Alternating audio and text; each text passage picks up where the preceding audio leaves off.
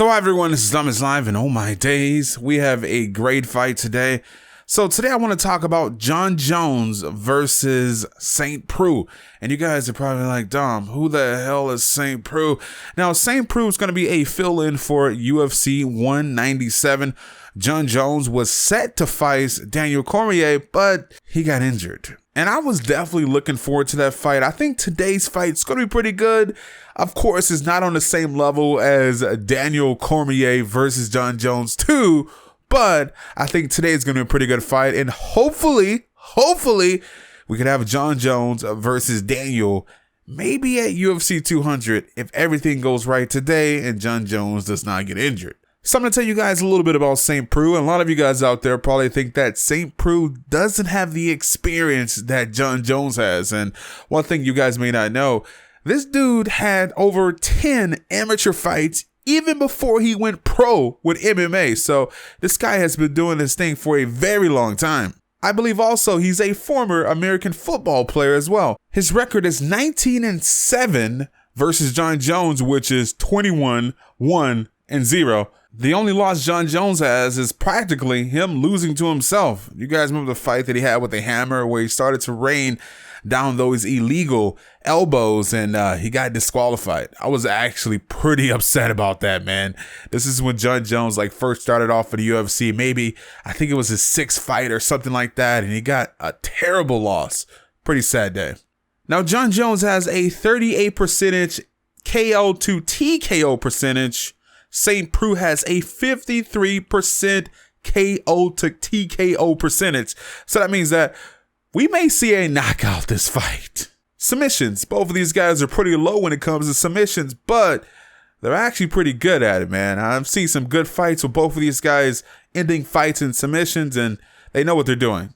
33% of Jon Jones fights go to a decision, while 26% of St. Preux fights goes to a decision. And I mean, that's pretty good. That goes back to what I was telling you guys earlier, that we're probably going to see a knockout. Now, a good benefit for St. Preux is that he's similar in height as Jon Jones. And as you guys know, some of the most difficult fights that Jon Jones has ever faced was because he went up against a man that was either his size or bigger than him. You guys remember the Gustafsson fight? Oh my God, that was insane. So Jon Jones is actually taller than Saint, but these guys are pretty similar in body weight, body height, body mass.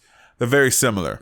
So in height, Jon Jones comes in at 76 inches and Saint comes in at 75. Now, of course, their weight is going to be pretty similar, or, pretty much the exact same thing. Both of these guys are fighting in the 205 weight division. Reach gets a little bit tricky because Jon Jones is 84 inches in reach, while Saint is 80 inches in reach. So we got a 4-inch reach advantage for Jon Jones. And as you guys know, he loves to use his reach. This guy will go to the other side of the octagon and just freaking slap you in your face. His arms are pretty long, man. Oh my God. Jon Jones is a beast.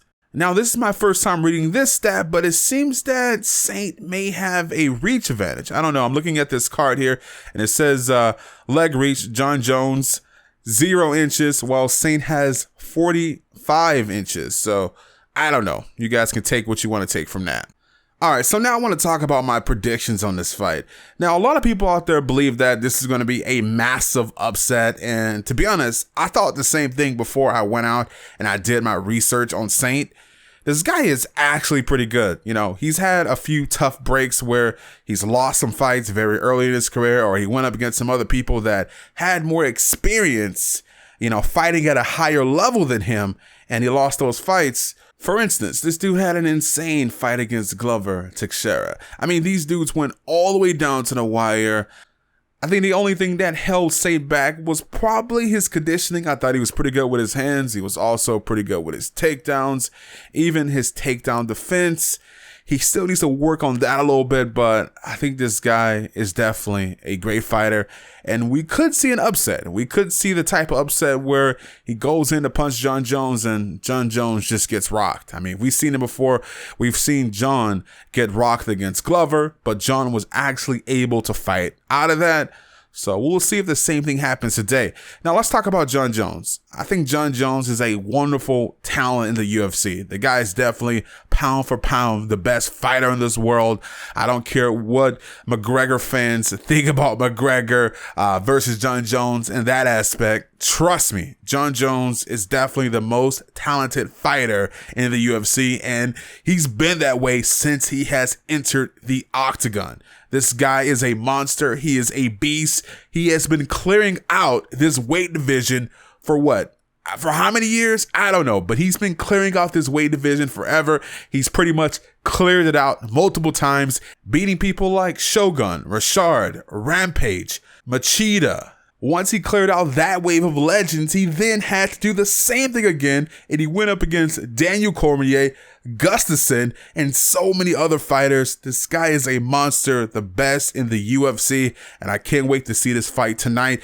The only way that Saint is going to win this fight is unless he rocks Jon Jones.